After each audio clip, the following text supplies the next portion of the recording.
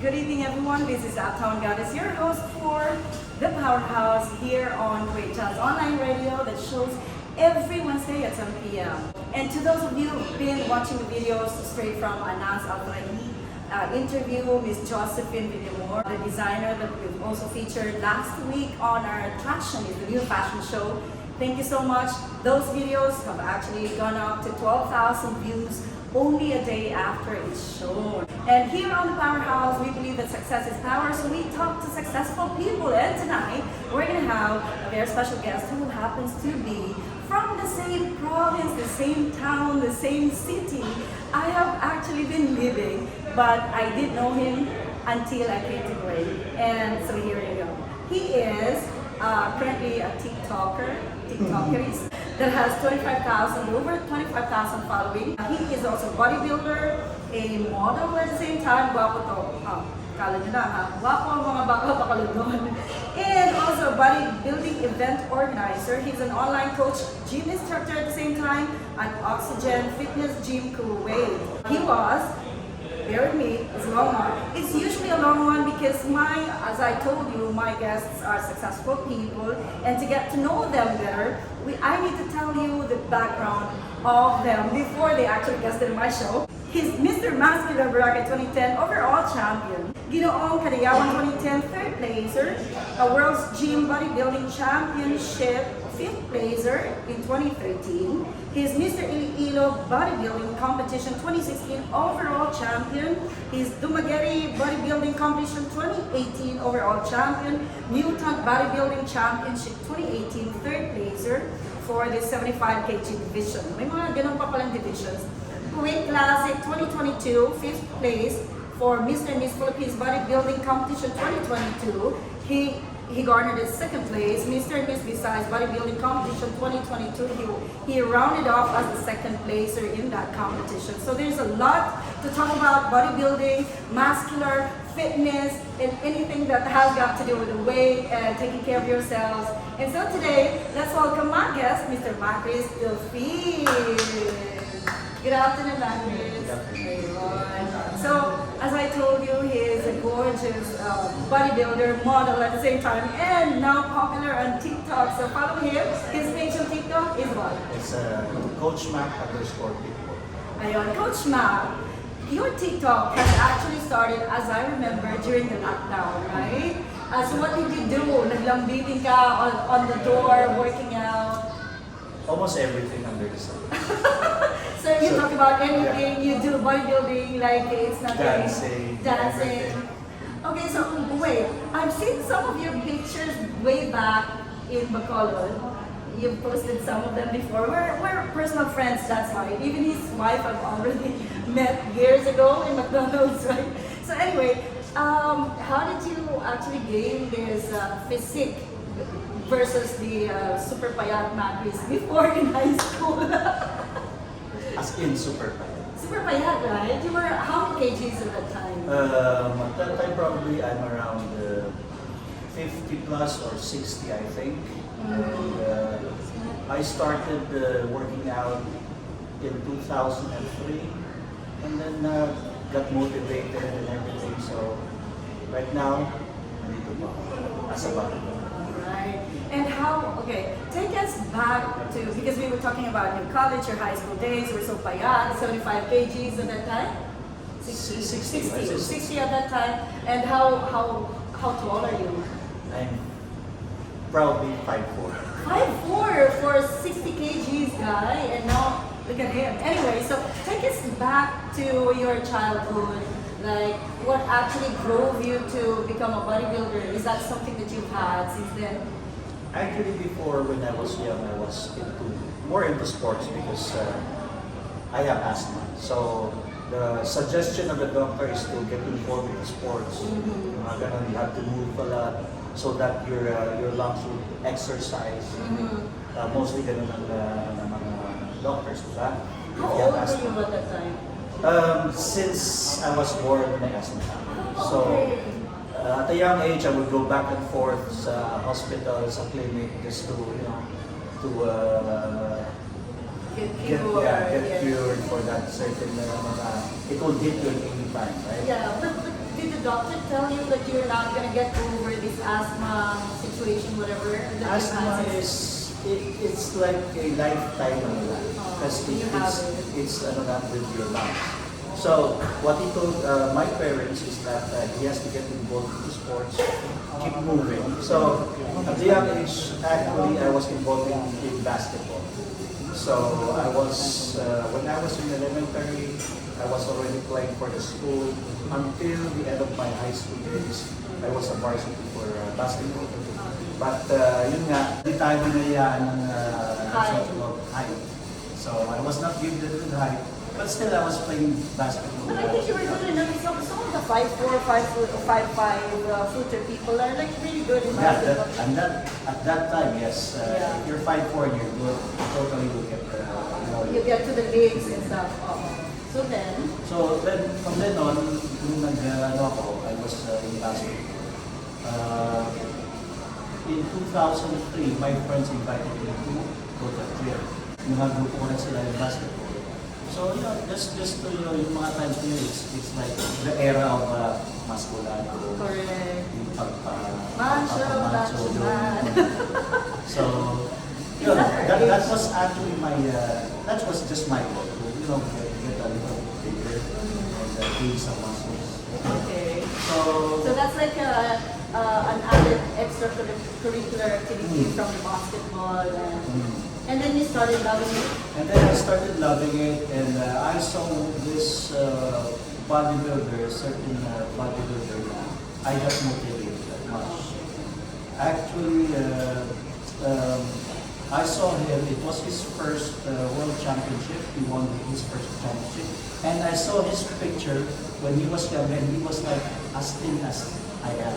Oh, really? So, ganun. So, I got motivated. Sabi ko, if he can do it, why not me? Diba? So yun, I started reading magazines, watching videos of YouTube. And then, from then on, that's the time na nag-start na. Actually, I have to mention his name. He's Jared Carnita. God bless his soul. He died like months ago. With a certain cancer. So Was he based in Bacolod? no, he was based in Manila, and he is actually, let's say, I consider one of our legends in Bacolod because he's won like more than international events. So he's a very good and a big inspiration of mine. Because if not for him, siguro, wala ko. So yun, he's the guy who got me motivated para makapag-pursue ng bodybuilding. So, okay, Jerry was your name. Jerry. Right? Jerry. So he was a bodybuilder at the same time. You were like your mentor at that time. How did you get to know him again?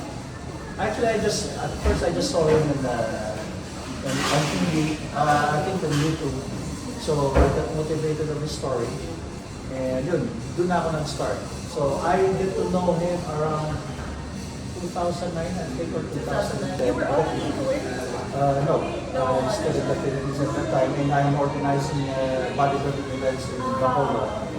So I invited him as one of my guest posters and judge at the same time.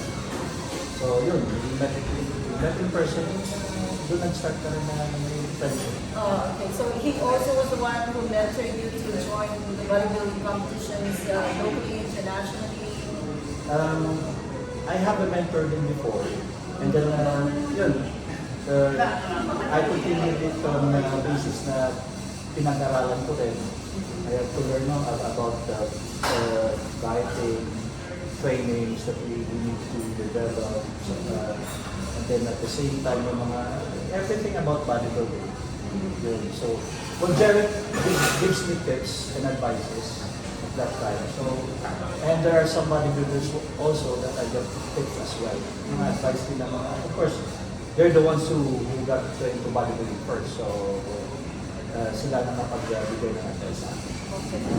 I noticed that whenever you go home from vacation every time, like I think it's sometime August, July normally, you go home from vacation, but you normally would take your family to your bodybuilding competition, your wife is going to be there. I see pictures.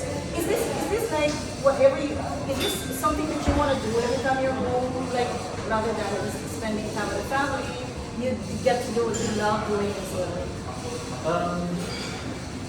May times din na pag-uwi ako, I would rather go with the vacation naman talaga. But sometimes kasi there are competitions in the Philippines that let's say, malaking laro. There's big titles involved. So it's also good to compete in the Philippines with big titles so you can get that title at the same time. So what I do is I would go compete for the first or second week of my stay in the Philippines. Then after that, it's family. And it's nice that she takes, I think, a leave away from work to spend time with you and both of you lang doon. Asleep naman. So anyway, with bodybuilding and fitness trainer at the same time, do you have like a diet that you follow strictly? I know you have like a diet you follow during your competition, but this is something like on a normal day? On a normal day, like on my off-season, I still eat as much as possible, as clean. Hindi naman siya totally na strict diet. In order for us to develop that quality muscles, you should eat quality as well. So, but at the same time, from a day-to-day basis, kumakain ako ng sweets, chichirya. When is that? Or how often is that? Let's say, for example, I have, in a 1 week time, I would go cheat for twice a week. Twice a week, and that's in In terms order of for me also not to develop that fats. Tataba ka talaga. So, for me, off-season is not totally na pabayaan mo sa sarili. You have to develop at the same time quality muscles. yes. And how many times do you do workout aside from the healthy eating habits? Workout is how many hours during the day in a week that has to be done? For me as a bodybuilder, at the same time, we're trying to develop muscles on off-season.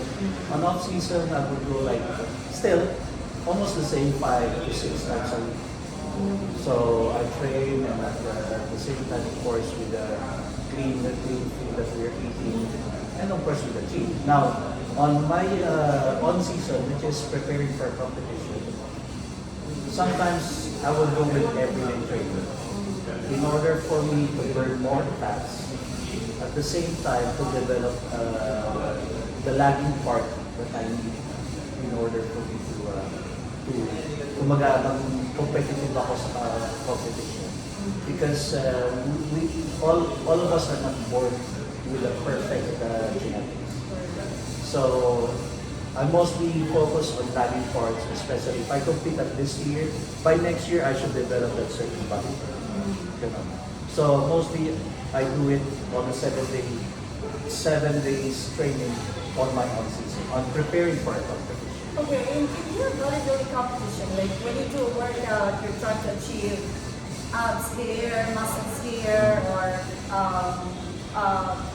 abs somewhere, and even here, talagang super, ay nako, I'm gonna be flashing. I'm gonna be posting some pictures of him na talagang, alam mo yun, like, how do you develop that? How long do you normally would work out, do all these diets, strict diet actually before you get to achieve that muscle and toned body? Well, actually, you're referring to the competition time na. Yung nakikita mong pictures. That's competition time. So, You already have that even without competing, but it's different when you're competing? It's totally different. Because normally I would start like a maximum of 6 months before that competition day. So for me, parang hindi mahirap yung pag-diet. Because dieting is very hard. Diba? I can imagine it. You're trying to deprive yourself. That's imagining depriving everything, especially tayo mga Pinoy. It's white meat and stuff. Depriving the adobo And only the greens. Actually, I would prepare for 6 months, slowly going straight with my diet. The training would be, as I've said, 7 times a week or a day, as much as possible, 7 days a week. And And then, yun, yung training, as in hard training talaga, because we need to develop that certain muscle. So, pagdating dun sa pagmalapit na yung competition, we go very, very strict on the diet.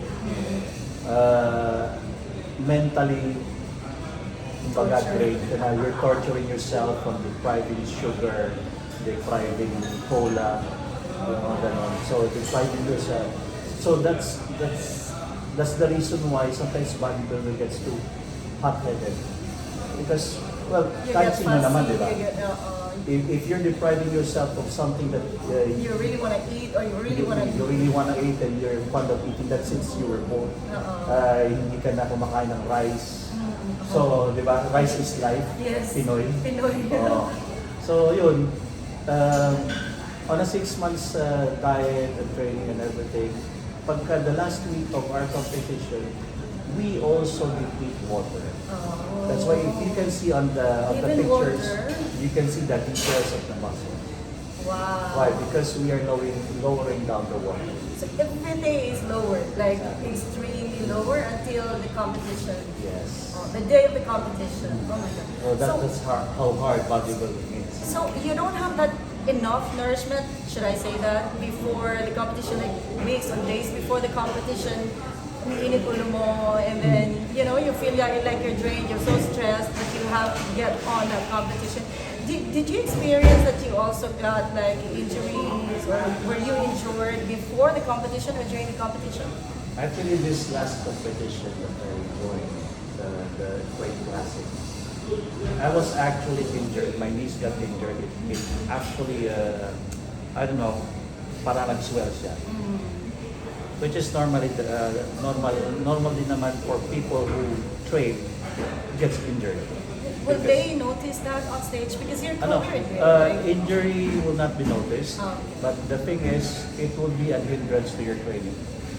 Mawawala ka sa focus dahil, syempre, you're injured. It's painful. Yeah, you're the pain and everything. But for us kasi, bilang Pinoy, the don't fit mentality. Diba? You're already there. What do you quit? Correct. And then if for me, if I can still, what do you call this, pag kaya ko namang i-handle yung pain, I could do. Has it happened to you? Like there's pain that you really cannot handle and everyone notices on stage when you're performing? Because you have to stretch muscles, you know? It's really painful when you have to do that. Yeah, as I said, the Weight Classic, when I was posing, my knees is hurting. I have to handle a certain angle na hindi siya sasakit. Right. Because you twist muscles, I legs, cannot pose my legs that much because of that pain. So yun, but thank God on the succeeding competitions na ano na siya nakaka-cover. During the competition, have you competed with someone that you know who's always been there also in every like competition you join? Like regular na kayong competitors sa isa't isa? Like is there someone like that? Meron din ganon. They're mostly in the Philippines when we compete. Sometimes you see each other, oh, nandito ka na naman. Yeah, because even in Kuwait, tataludin mo na naman ako. there's like 5 of you that I Yeah. know who competes really internationally. So mostly we nagkikita na kami on stage. Oh, ikaw na naman. Oh, sa'yo na naman to. So you expect to and know we the strengths develop that of each other. camaraderie and friendship In fact, you in had good friends with bodybuilding. Alex Pangan, was that? Gerald Pang. Gerald Pangan, yes. Gerald was one of my mentor when I came to Cape because he was already, competing on the world. He got this world champion, and then he's there already before me. So yun, he mentored me in a while. So there's a competition, but during the competition, when you're both there, you encourage each Ano? other. You mentor each other as well. Because Gerald was actually ahead, ahead of me, and at the same time, the difference between the weight class. So hindi kami nagkikita. Okay, because he's bigger than he's you. bigger than me. So the weight Totally class is, bigger. okay, so heavier than 75 kgs that you normally would do. Okay. So how many weight brackets or what do you call it? The weight categories. How many categories do you actually have? In that competition, depende kasi. It will depend on organizer for that certain competition of whatever the categories that they're going to put. Let's say, for example, in Uptown in Philippines, which is the biggest bodybuilding event in the Philippines every year. They have the 75, they have the 85, I think 80, sorry, and the open. So there are 3 categories in bodybuilding, and there's also a different category which is the physique category. So yun, mostly ganon. Is there like an open category like everyone can join?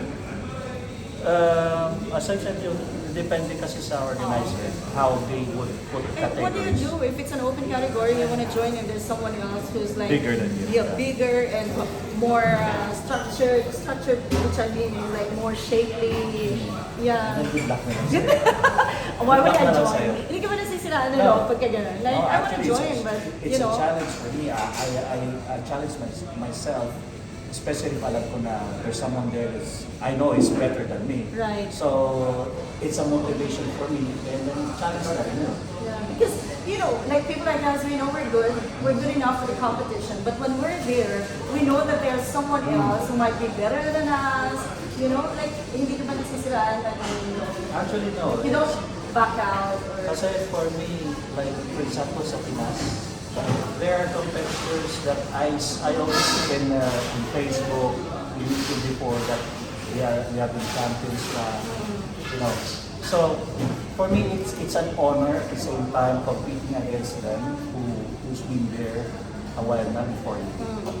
So yun, paano pa kaya pagkatalo sila, di ba? So it's gonna be a boost of your morale. You competed with the legends, or you competed with someone, or you post side by side with legends.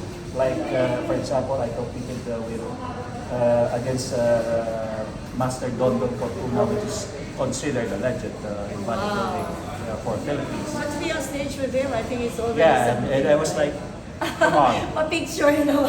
Pwede ba pa-picture na lang ako? Ganun.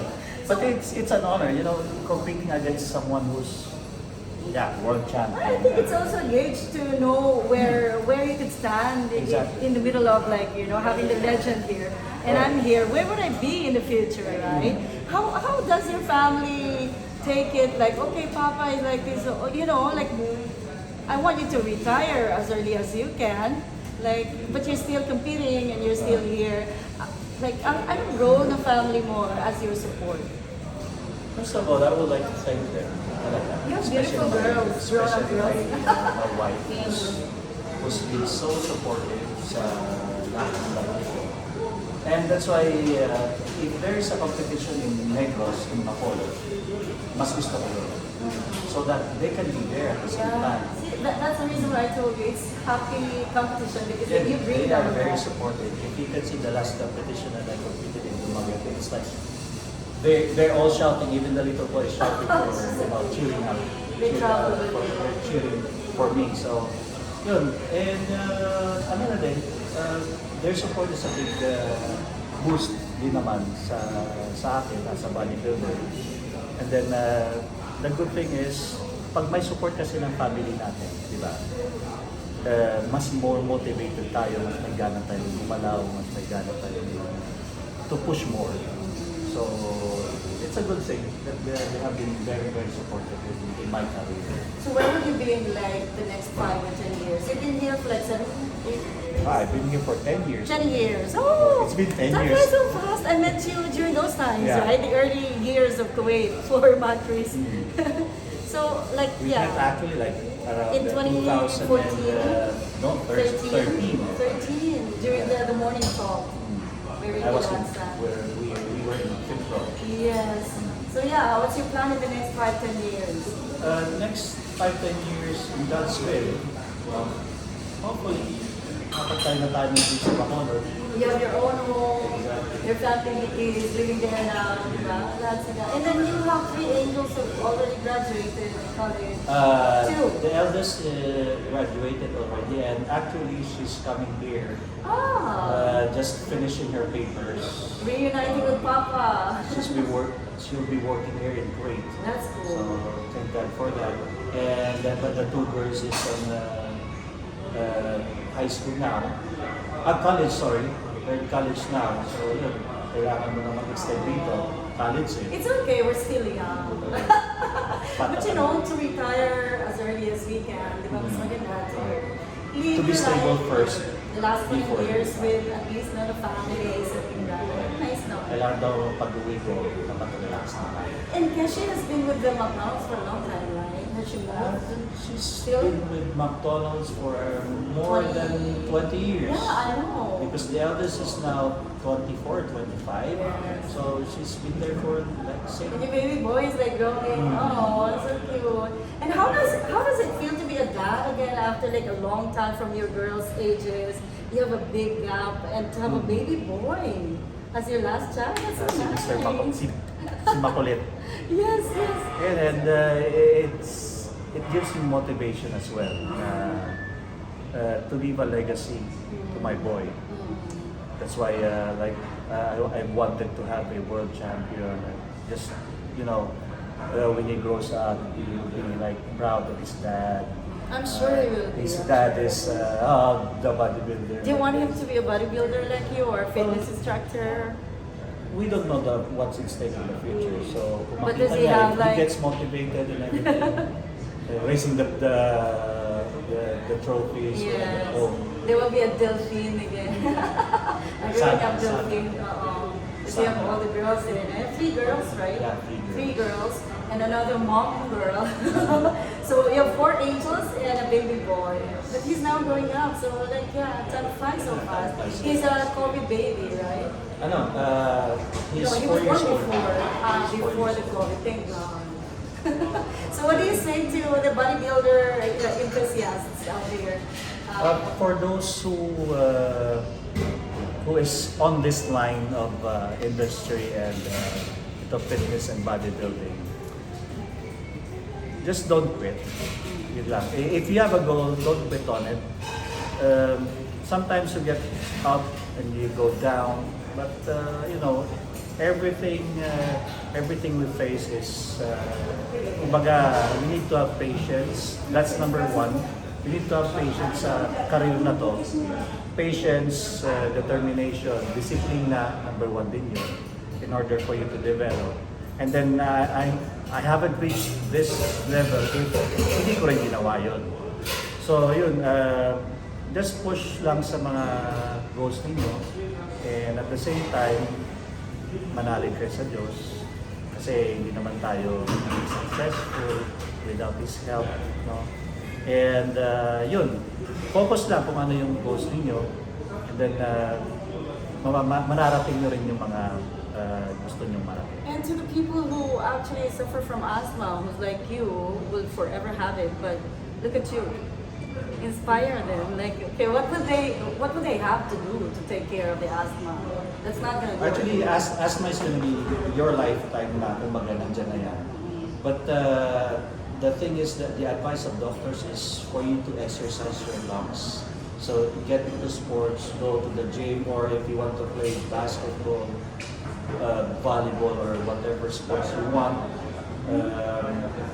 igalaw nyo lang yung katawan nyo. Ganun lang yun. Because our lungs needs to get exercise din at the same time. Yun, for the asthma guys. So Machris, invite them to your pages. Like you're on Facebook, you're very visible on social media, and a model at the same time. So yeah, invite them to your pages. I would like to invite you to follow me on Facebook, which is my name, Machris Delfin. At the same time, yung Instagram ko is coachmac_pitbull. Also, same username for my TikTok, coachmac_pitbull. Yun ang mga social media accounts ko. And if you'd like advices on fitness and bodybuilding and developing those toned, muscled abs, whatever parts of your body, just actually get in touch with him on the pages he mentioned. So thank you so much, Machris Delfin. Thank you, Keshi. Si Wifey manonood. Oh, yun. So thank you so much. We'll be seeing you back on the next Wednesday again at 7 p.m. here on the Powerhouse with Uptown Goddess. Jazzbait Online Radio. Thank you, Joseph TV, for editing, directing this special recorded interview with Machris Delfin. Once again, good evening, everyone. Here at the Powerhouse, we believe that success is power. Bye!